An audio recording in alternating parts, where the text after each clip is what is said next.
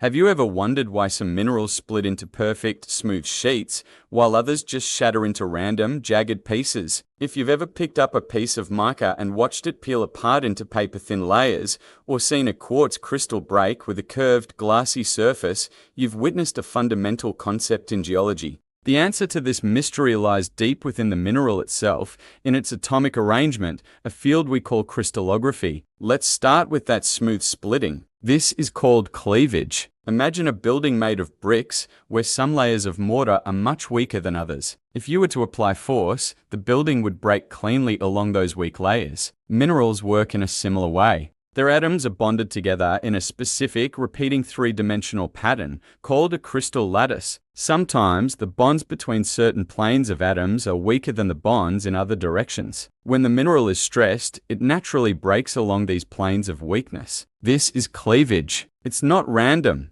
It's a direct expression of the mineral's internal, ordered structure. That's precisely why mica splits into those perfect sheets. Its atomic bonds are incredibly weak in one direction. It's why halite or table salt breaks into perfect little cubes, and why feldspar often forms blocky shapes with flat sides. Each break reveals a flawless, flat surface, reflecting the hidden atomic architecture within. Now, what about the minerals that don't split so nicely? This is called fracture. A mineral fractures when the strength of the atomic bonds is roughly equal in all directions. There are no preferred planes of weakness for the break to follow. So, when it's struck, the energy rips through the crystal structure in an irregular way. Think of breaking a pane of glass. It doesn't split along a predetermined line. It shatters. Quartz is a classic example. It has a very strong and uniform atomic structure, so when it breaks, it exhibits what's called a conchoidal fracture, smooth, curved surfaces that look like the inside of a seashell. Other minerals might fracture in a fibrous, splintery, or just plain irregular way.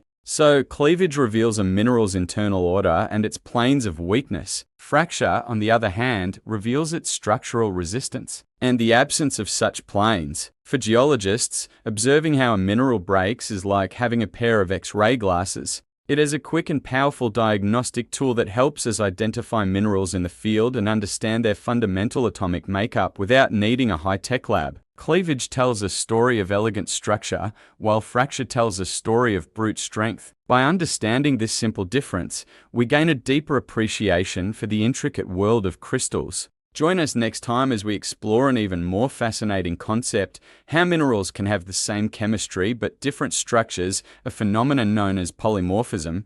Thanks for watching, and don't forget to subscribe for more geological deep dives.